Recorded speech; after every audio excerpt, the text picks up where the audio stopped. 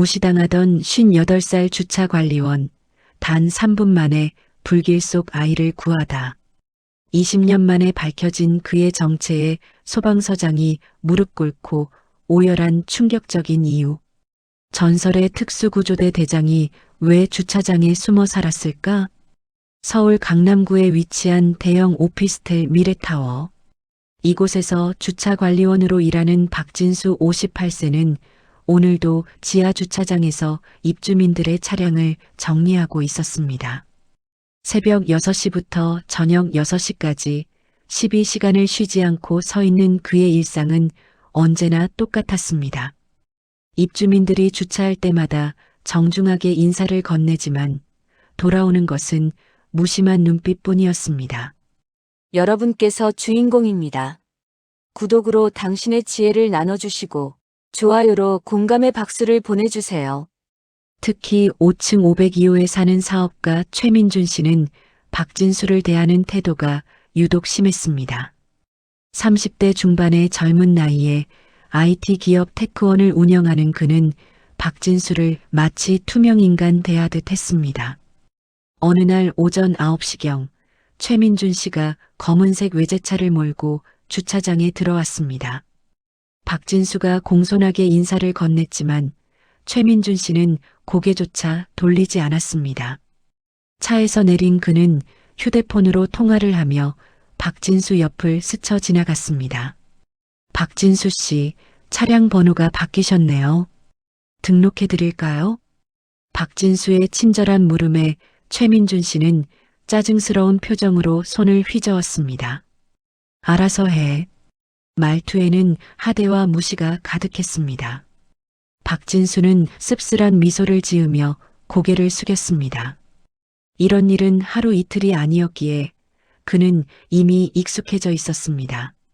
점심시간이 되자 박진수는 지하 주차장 한쪽 구석에 마련된 작은 휴게 공간에서 도시락을 꺼냈습니다. 편의점에서 산 3,000원짜리 김밥이 그의 점심이었습니다. 그는 천천히 김밥을 먹으며 창밖을 바라봤습니다. 오후 2시 다시 주차장으로 나온 박진수는 입주민들의 차량을 안내하기 시작했습니다. 그때 중년의 여성 입주민이 다가와 물었습니다. 관리원님, 혹시 302호 차량 봤어요? 박진수는 정확하게 기억하고 있었습니다. 아, 김수진 씨 차량이요? 오전 11시에 출차하셨습니다.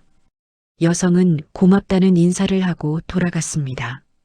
이렇게 박진수는 이 건물의 모든 차량과 입주민을 기억하고 있었습니다. 2년간 이곳에서 일하며 쌓아온 경험이었습니다. 오후 3시가 가까워질 무렵 박진수는 문득 하늘을 올려다봤습니다. 구름 한 점 없는 맑은 가을 하늘이었습니다. 하지만 그는 알지 못했습니다. 불과 몇 분 후 이 평화로운 일상이 산산조각 날 것이라는 사실을 말입니다. 오후 2시 50분 5층 복도에서 연기 냄새가 나기 시작했습니다. 처음에는 누군가 음식을 태운 것으로 여겼지만 곧 상황은 심각해졌습니다. 502호에서 시커먼 연기가 흘러나오기 시작한 것입니다. 불이야, 불이야. 4층에 사는 주민이 비명을 지르며 계단으로 뛰어내려왔습니다. 순식간에 건물 전체가 소란스러워졌습니다. 사람들이 황급히 건물 밖으로 대피하기 시작했고 누군가 119에 신고했습니다. 지하 주차장에 있던 박진수도 급히 위층으로 올라갔습니다. 1층 로비에는 이미 수십 명의 주민들이 모여 있었고 모두들 공포에 질린 표정이었습니다. 그때 한 여성이 비명을 질렀습니다. 지하, 우리 지하가 아직 집에 있어요. 502호 최민준 씨의 부인 이서연 씨였습니다. 그녀는 잠깐 1층 마트에 다녀오는 사이에 화재가 발생한 것입니다. 7살 딸 지아는 집에서 낮잠을 자고 있었습니다. 최민준 씨는 회사 미팅 중이어서 아직 도착하지 않은 상황이었습니다. 이서연 씨는 오열하며 5층으로 뛰어 올라가려 했지만 주민들이 필사적으로 붙잡았습니다. 안 돼요. 연기가 너무 심해요. 소방차가 오고 있어요. 기다려야 해요. 하지만 이서연 씨는 미친 듯이 소리를 질렀습니다. 제 딸이에요. 제 딸이 거기 있다고요. 그 순간 5층 창문에서 작은 손이 보였습니다. 지아가 창문을 두드리며 도움을 청하고 있었습니다. 연기 때문에 아이의 얼굴은 제대로 보이지 않았지만 공포에 질린 울음소리는 선명하게 들렸습니다. 엄마, 엄마. 주민들 모두 경악했습니다. 불길은 점점 더 거세지고 있었고 5층 복도는 이미 검은 연기로 가득 찼습니다. 누구도 감히 올라갈 엄두를 내지 못했습니다. 소방서에서는 전화로 절대 진입하지 말라고 경고했습니다. 현재 소방차가 출동 중입니다. 절대 건물에 들어가지 마세요. 15분 안에 도착합니다. 하지만 15분은 너무나 긴 시간이었습니다. 매 초가 지옥 같은 순간이었습니다. 이서연 씨는 주저앉아 울부짖었고 주민들은 속수무책으로 지켜볼 수밖에 없었습니다. 그때 한 대의 택시가 급정거했습니다. 최민준 씨가 뛰어내렸습니다. 상황을 파악한 그는 창백한 얼굴로 5층을 올려다봤습니다. 지아, 지아야. 그는 미친 듯이 건물로 뛰어들어가려 했지만 소방안전요원들이 막아섰습니다. 안 됩니다. 위험해요. 최민준 씨는 무릎을 꿇고 오열했습니다. 성공한 사업가로서 모든 것을 가졌다고 생각했던 그였지만 이 순간만큼은 한없이 무력했습니다. 제발, 누가 좀, 우리 딸 좀 살려주세요. 시간은 흘러 오후 3시 5분이 되었습니다. 불길은 더욱 거세졌고 5층 창문에서는 시커먼 연기가 끊임없이 쏟아져 나왔습니다. 지하의 울음소리도 점점 약해지고 있었습니다. 주민들은 절망에 빠졌습니다. 누군가는 울고 누군가는 기도했습니다. 하지만 아무도 행동에 나서지 못했습니다. 모두가 죽음의 공포 앞에서 얼어붙어 있었습니다. 소방차는 아직 5분 거리에 있다고 했습니다. 하지만 5분이라는 시간이 영원처럼 느껴졌습니다. 최민준 씨는 땅을 치며 오열했고 이서연 씨는 기절할 듯 비틀거렸습니다. 그때였습니다. 군중 사이에서 한 남자가 조용히 앞으로 나섰습니다. 주차관리원 박진수였습니다. 그는 5층을 올려다보며 깊은 한숨을 쉬었습니다. 주변 사람들은 박진수를 알아봤습니다. 하지만 그가 무엇을 할 수 있을지 아무도 몰랐습니다. 그저 50대 후반의 평범한 주차관리원일 뿐이었습니다. 박진수는 최민준 씨에게 다가갔습니다. 그리고 낮지만 확신에 찬 목소리로 말했습니다. 단 3분이면 됩니다. 최민준 씨는 눈물 범벅인 얼굴을 들어 박진수를 봤습니다. 무슨 말인지 이해할 수 없었습니다. 박진수는 더 이상 말하지 않았습니다. 그는 재킷을 벗어 물에 적신 후 코와 입을 가렸습니다. 그리고 건물 입구로 걸어갔습니다. 안 돼요. 위험해요. 소방안전요원이 소리쳤지만 박진수는 멈추지 않았습니다. 그는 이미 각오를 한 듯 했습니다. 주민들은 경악했습니다. 관리원 아저씨가 미쳤어. 죽으러 가는 거야. 하지만 박진수의 눈빛은 흔들림이 없었습니다. 그는 연기로 가득 찬 계단을 향해 뛰기 시작했습니다. 최민준 씨는 그제야 깨달았습니다. 자신이 그토록 무시하고 하대했던 그 사람이 지금 자신의 딸을 구하러 가고 있다는 것을 말입니다. 박진수는 계단을 오르기 시작했습니다. 2층, 3층, 연기는 점점 더 짙어졌습니다. 숨을 쉬기조차 힘들었지만 그는 멈추지 않았습니다. 4층에 도착했을 때 그의 몸은 이미 땀으로 흠뻑 젖어 있었습니다. 연기 때문에 앞이 보이지 않았지만 그는 기억에 의존해 계단을 올랐습니다. 마침내 5층에 도착했습니다. 복도는 완전히 연기로 뒤덮여 있었습니다. 열기가 피부를 태울 듯 뜨거웠습니다. 하지만 박진수는 502호를 향해 기어갔습니다. 문은 잠겨 있었습니다. 박진수는 온 힘을 다해 문을 발로 찼습니다. 한 번, 두 번, 세 번. 마침내 문이 부서지며 열렸습니다. 안으로 들어간 박진수는 거실을 살폈습니다. 연기 때문에 아무것도 보이지 않았습니다. 하지만 그는 아이의 울음소리를 따라갔습니다. 방 안에서 지아를 발견했습니다. 아이는 침대 밑에 숨어 있었습니다. 박진수는 재빨리 아이를 안아 올렸습니다. 무서워하지 마. 아저씨가 있어. 박진수는 지아를 품에 안고 다시 문 밖으로 나왔습니다.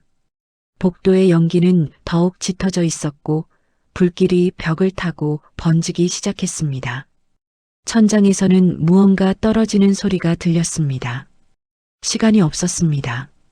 박진수는 젖은 재킷으로 지아의 얼굴을 감싸며 계단을 향해 뛰었습니다. 뜨거운 연기가 폐를 태우는 것 같았지만 그는 이를 악물고 견뎠습니다. 4층, 3층, 그의 다리는 점점 힘을 잃어갔습니다. 하지만 품 안의 아이를 생각하며 멈출 수 없었습니다. 심장은 터질 듯 뛰었고 시야는 흐려졌습니다. 2층에 도착했을 때 박진수는 비틀거렸습니다. 다리에 힘이 풀렸지만 그는 난간을 붙잡으며 간신히 균형을 잡았습니다. 조금만 더. 마침내 1층에 도착했습니다. 입구가 보였습니다. 햇빛이 눈부시게 쏟아져 들어왔습니다. 박진수는 마지막 힘을 짜내어 밖으로 뛰쳐나갔습니다. 나왔어요. 주민들이 환호했습니다. 박진수는 비틀거리며 지아를 이서연 씨에게 건넸습니다. 이서연 씨는 울음을 터뜨리며 딸을 꼭 안았습니다. 지아야. 아이는 울고 있었지만 다행히 큰 부상은 없어 보였습니다. 최민준 씨도 달려와 딸을 안았습니다. 그의 눈에서 눈물이 쏟아졌습니다. 박진수는 그 자리에 주저앉았습니다. 온몸이 그을리고 기침이 멈추지 않았습니다. 하지만 그의 얼굴에는 안도의 미소가 번졌습니다. 주민들이 박진수를 둘러쌌습니다. 모두들 감사와 경의의 눈빛으로 그를 바라봤습니다. 정말 대단하세요. 어떻게 그런 용기를. 하지만 박진수는 고개를 저었습니다. 당연한 일을 했을 뿐입니다. 그때 멀리서 소방차 사이렌 소리가 들렸습니다. 정확히 3분이 지난 시각이었습니다. 박진수가 말했던 그 시간이었습니다. 붉은 소방차 세대가 건물 앞에 멈춰 섰습니다. 소방관들이 재빨리 내렸고 곧바로 화재 진압 준비를 시작했습니다. 그중 한 명, 소방서장이 현장을 살피다가 박진수를 발견했습니다. 그는 박진수를 보는 순간 그 자리에서 완전히 얼어붙었습니다. 소방서장의 얼굴이 창백하게 변했습니다. 그의 손이 떨리기 시작했고 입술이 바르르 떨렸습니다. 주변 소방관들이 이상하게 여기며 서장을 쳐다봤습니다. 서장님, 괜찮으세요? 하지만 소방서장 강태윤 47세는 대답하지 못했습니다. 그는 그저 박진수를 바라보며 경직된 채 서 있었습니다. 박진수도 소방서장을 봤습니다. 순간 그의 눈빛이 흔들렸습니다. 20년 전의 기억이 파노라마처럼 스쳐 지나갔습니다. 강태윤 서장은 떨리는 발걸음으로 박진수에게 다가갔습니다. 그의 눈에는 눈물이 고여 있었습니다. 마침내 그가 입을 열었습니다. 대장님, 주변이 갑자기 조용해졌습니다. 주민들은 무슨 일인지 몰라 서로를 쳐다봤습니다. 대장? 주차관리원을 왜 대장이라고 부르는 걸까? 강태윤 서장의 목소리는 떨리고 있었습니다. 그는 박진수 앞에 서서 경례를 올렸습니다. 주변의 다른 소방관들도 무언가 심상치 않음을 느꼈습니다. 대장님, 정말 대장님이십니까? 박진수는 천천히 고개를 끄덕였습니다. 그의 눈빛에는 복잡한 감정이 담겨 있었습니다. 오랜만이군, 태윤이. 강태윤 서장은 그 자리에 무릎을 꿇었습니다. 40대 후반의 소방서장이 50대 후반의 주차관리원 앞에서 무릎을 꿇은 것입니다. 주민들은 더욱 혼란스러워했습니다. 20년입니다, 대장님. 20년 동안 찾았습니다. 강태윤 서장의 목소리에는 절절함이 묻어났습니다. 그는 울먹이며 계속 말했습니다. 저를 기억하십니까? 2005년 3월 15일 성수동 건물 붕괴 사고. 그때 신입대원이었던 저를. 박진수는 조용히 고개를 끄덕였습니다. 물론 기억하지. 내가 첫 출동이었지. 강태윤 서장은 눈물을 흘렸습니다. 그는 떨리는 손으로 가슴의 배지를 만졌습니다. 대장님이 아니었다면 저는 그날 죽었을 겁니다. 저뿐만이 아닙니다. 7명이 대장님 덕분에 살았습니다. 주변 소방관들도 상황을 이해하기 시작했습니다. 몇몇 고참 대원들은 20년 전 그 사건을 기억하고 있었습니다. 성수동 건물 붕괴 사고, 소방 역사상 가장 비극적인 사건 중 하나였습니다. 한 소방관이 나지막이 말했습니다. 설마 전설의 특수구조대 박진수 대장님? 다른 대원들의 눈이 커졌습니다. 박진수라는 이름은 소방서 내에서 전설로 남아 있었습니다. 하지만 그가 20년 전 갑자기 사라진 후 아무도 그의 행방을 몰랐습니다. 박진수는 씁쓸하게 웃었습니다. 전설이라니 과찬이군. 하지만 강태윤 서장은 고개를 저었습니다. 아닙니다. 대장님은 제 생명의 은인이고 저희 모두의 영웅입니다. 최민준 씨와 주민들은 충격에 휩싸였습니다. 그들이 그토록 무시했던 주차관리원이 실은 전설적인 소방관이었다니. 모두가 믿을 수 없다는 표정이었습니다. 박진수는 천천히 자리에서 일어났습니다. 그의 몸은 여전히 그 으름으로 뒤덮여 있었고 땀과 연기 냄새가 진동했습니다. 태윤아, 일어나라. 이제 내가 서장이잖아. 강태윤 서장은 일어서며 눈물을 닦았습니다. 하지만 그의 눈빛에는 여전히 존경과 그리움이 가득했습니다. 대장님 왜 떠나셨습니까? 우리 모두 대장님을 찾았습니다. 20년 동안. 박진수는 고개를 돌렸습니다. 그의 눈빛이 흔들렸습니다. 떠날 수밖에 없었어. 그 짧은 대답에는 깊은 아픔이 담겨 있었습니다. 2005년 3월 15일 성수동의 한 오래된 상가 건물이 무너졌습니다. 오후 5시 40분 퇴근 시간대였기에 건물 안에는 많은 사람들이 있었습니다. 당시 서울소방서 특수구조대 대장이었던 박진수는 즉시 출동 명령을 내렸습니다. 현장에 도착한 그는 참혹한 광경을 목격했습니다. 5층짜리 건물이 완전히 무너져 내려 거대한 잔해 더미가 되어 있었습니다. 건물 안에는 약 30명이 갇혀 있었습니다. 비명소리와 도움을 청하는 소리가 잔해 사이에서 들려왔습니다. 박진수는 즉시 구조작전을 시작했습니다. 하지만 상황은 최악이었습니다. 건물이 불안정해서 언제 추가 붕괴가 일어날지 알 수 없었습니다. 본부에서는 대기 명령을 내렸습니다. 박 대장, 위험합니다. 건물 구조가 너무 불안정해요.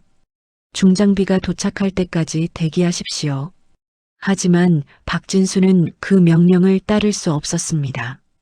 잔해 속에서 들려오는 비명소리, 특히 아이들의 울음소리를 들을 때마다 그의 가슴은 찢어지는 것 같았습니다. 잠깐만요. 여기 사람 있어요. 신입대원 강태윤의 목소리였습니다. 그는 잔해 틈새로 기어들어가 생존자를 발견한 것입니다. 박진수는 결단을 내렸습니다. 들어간다. 나를 따라라.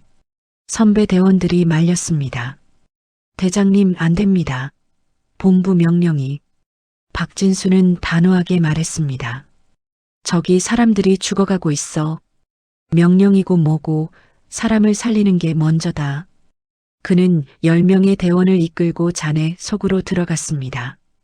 강태윤도 그중 한 명이었습니다. 당시 27살의 신입대원이었던 그는 첫 출동에서 이런 대형 사고를 맞닥뜨린 것입니다. 잔해 속은 지옥이었습니다. 어둡고 좁고 언제 무너질지 모르는 공포가 엄습했습니다. 하지만 박진수는 침착하게 대원들을 이끌었습니다. 천천히 서두르지 마. 안전 확보가 우선이다. 그들은 1명, 2명, 생존자들을 구해냈습니다. 아이 셋, 여성 둘, 남성 둘. 모두 7명이었습니다. 하지만 그때였습니다. 갑자기 건물이 흔들렸습니다. 추가 붕괴가 시작된 것입니다. 나가, 모두 나가. 박진수가 소리쳤습니다. 대원들은 생존자들을 업고 급히 빠져나가기 시작했습니다. 하지만 강태윤은 잔해에 다리가 끼어 움직일 수 없었습니다. 대장님, 저 다리가. 박진수는 주저없이 강태윤에게 달려갔습니다. 그는 온 힘을 다해 잔해를 들어 올렸고 강태윤의 다리를 빼냈습니다. 가, 빨리 나가. 강태윤을 밀어내는 순간 천장이 무너지기 시작했습니다. 박진수는 강태윤을 출구 쪽으로 밀어냈고 자신도 뒤따라 뛰었습니다. 하지만 그 순간 뒤에서 비명소리가 들렸습니다. 박진수는 뒤를 돌아봤습니다. 3명의 대원이 무너지는 잔해에 갇힌 것입니다. 박진수는 다시 안으로 뛰어들어가려 했지만 완전히 무너진 후였습니다. 그는 무릎을 꿇고 절규했습니다. 안 돼, 안 돼. 결국 그날 3명의 소방관이 순직했습니다. 사고 이후 박진수는 영웅으로 추앙받았습니다. 7명의 생명을 구한 공로로 훈장을 받았고 언론은 그를 대서특필했습니다. 하지만 박진수는 영웅이 아니라고 생각했습니다. 그는 3명의 동료를 잃은 실패자라고 여겼습니다. 매일 밤 악몽에 시달렸고 그들의 얼굴이 눈앞에 아른거렸습니다. 특히 규정을 어기고 진입했다는 사실이 그를 괴롭혔습니다. 만약 중장비를 기다렸다면? 만약 더 신중하게 접근했다면? 3명의 대원이 살 수 있지 않았을까? 박진수는 책임을 느꼈습니다. 순직한 대원들의 장례식에 참석한 그는 유가족들 앞에서 무릎을 꿇고 사죄했습니다. 제 잘못입니다. 제가 죽였습니다. 유가족들은 아니라고 했지만 박진수의 마음은 변하지 않았습니다. 한 달 후 그는 사직서를 제출했습니다. 동료들이 만류했습니다. 대장님 안 됩니다. 대장님이 없으면 우리는. 하지만 박진수는 단호했습니다. 나는 더 이상 이 일을 할 자격이 없어. 3명을 죽인 사람이 어떻게 생명을 구할 수 있겠어? 강태윤도 울며 매달렸습니다. 대장님, 저를 살려주셨잖아요. 7명을 살리셨어요. 박진수는 씁쓸하게 웃었습니다. 7명을 살렸지만 3명을 죽였어. 그게 내가 평생 짊어지고 갈 죄야. 결국 박진수는 소방서를 떠났습니다. 그는 흔적을 감췄고 연락을 끊었습니다. 동료들이 찾으려 했지만 그는 철저히 숨었습니다. 20년 동안 박진수는 여러 일을 전전했습니다. 경비원, 청소원, 택배기사, 그리고 마침내 주차관리원이 되었습니다. 평범한 사람으로 살고 싶었습니다. 더 이상 누구의 생명도 책임지고 싶지 않았습니다. 하지만 운명은 그를 다시 시험대에 올렸습니다. 오늘 오후 3시 화재 현장에서 박진수는 다시 한번 선택의 순간에 직면했습니다. 아이의 울음소리를 들었을 때 그의 몸은 본능적으로 반응했습니다. 20년의 세월이 무색하게 그의 안에는 여전히 소방관의 혼이 살아있었습니다. 강태훈 서장은 눈물로 이 모든 이야기를 주민들에게 설명했습니다. 사람들은 숙연해졌고 박진수를 바라보는 눈빛이 완전히 달라졌습니다. 최민준 씨는 박진수 앞에 무릎을 꿇었습니다. 죄송합니다. 정말 죄송합니다. 그는 오열하며 박진수의 손을 잡았습니다. 제가 얼마나 무례했는지 제 딸을 구해주신 은인을 그토록 박진수는 최민준 씨를 일으켜 세웠습니다. 괜찮습니다. 나도 그저 평범한 사람일 뿐입니다. 하지만 주민들은 알고 있었습니다. 박진수는 결코 평범한 사람이 아니라는 것을, 그는 진정한 영웅이라는 것을 말입니다. 강태훈 서장은 다른 소방관들을 불렀습니다. 10명이 넘는 대원들이 박진수 앞에 일렬로 섰습니다. 그리고 일제히 경례를 올렸습니다. 주민들도 하나둘씩 박수를 보내기 시작했습니다. 처음에는 작은 박수였지만 곧 우레와 같은 박수로 변했습니다. 100명이 넘는 사람들이 박진수를 향해 박수를 보냈습니다. 박진수는 당황스러워했습니다. 그는 이런 주목을 원하지 않았습니다. 하지만 사람들의 진심 어린 감사를 외면할 수는 없었습니다. 강태훈 서장이 다시 입을 열었습니다. 대장님, 부탁입니다. 다시 돌아와 주십시오. 소방서에는 여전히 대장님이 필요합니다. 다른 소방관들도 고개를 끄덕였습니다. 젊은 대원들은 전설로만 들었던 박진수 대장을 직접 보고 감격해했습니다. 하지만 박진수는 고개를 저었습니다. 태윤아, 나는 이미 늙었어. 이제 너희가 이끌어갈 차례야. 강태훈 서장은 아쉬워했지만 더 이상 강요하지 않았습니다. 그는 알고 있었습니다. 박진수가 얼마나 깊은 상처를 안고 살아왔는지를 말입니다. 그때 작은 목소리가 들렸습니다. 아저씨, 지하였습니다. 어머니 이서연 씨의 품에 안겨있던 아이가 박진수를 향해 손을 뻗었습니다. 박진수는 지아에게 다가갔습니다. 아이는 그 으름으로 뒤덮인 박진수의 얼굴을 보며 말했습니다. 아저씨, 영웅이에요. 그 한마디에 박진수의 눈시울이 붉어졌습니다. 20년 동안 꾹 참아왔던 감정이 터져나왔습니다. 그는 무릎을 꿇고 지아를 꼭 안았습니다. 눈물이 흘러내렸습니다. 20년 만에 처음 흘리는 눈물이었습니다. 3명의 동료에 대한 미안함, 자신에 대한 자책, 그리고 오늘 한 아이를 구한 안도감, 모든 감정이 뒤섞여 눈물로 쏟아졌습니다. 주민들은 조용히 그 모습을 지켜봤습니다. 최민준 씨와 이서연 씨도 눈물을 흘렸습니다. 강태훈 서장이 박진수의 어깨에 손을 얹었습니다. 대장님, 괜찮습니다. 대장님은 최선을 다하셨어요. 그때도 오늘도. 박진수는 고개를 끄덕였습니다. 마침내 그는 자신을 용서할 수 있을 것 같았습니다. 완전히는 아니더라도 조금씩 말입니다. 소방관들은 화재 진압을 시작했고 30분 만에 불길을 완전히 잡았습니다. 다행히 건물 구조는 안전했고 복구 작업이 시작될 수 있었습니다. 며칠 후 박진수는 여전히 주차관리원으로 일하고 있었습니다. 하지만 주민들의 태도는 완전히 달라져 있었습니다. 관리원님, 안녕하세요. 늘 감사합니다. 사람들은 박진수를 존경과 감사의 마음으로 대했습니다. 특히 최민준 씨는 매일 박진수를 찾아와 인사를 건넸습니다. 박진수님, 정말 감사합니다. 제 평생의 은인이십니다. 박진수는 미소로 답했습니다. 그의 얼굴에는 이전과 다른 평화로움이 깃들어 있었습니다. 강태훈 서장도 가끔 들러 차를 마시며 옛 이야기를 나눴습니다. 20년의 공백이 조금씩 채워지고 있었습니다. 어느 날 저녁 박진수는 주차장에서 하늘을 올려다봤습니다. 별들이 반짝이고 있었습니다.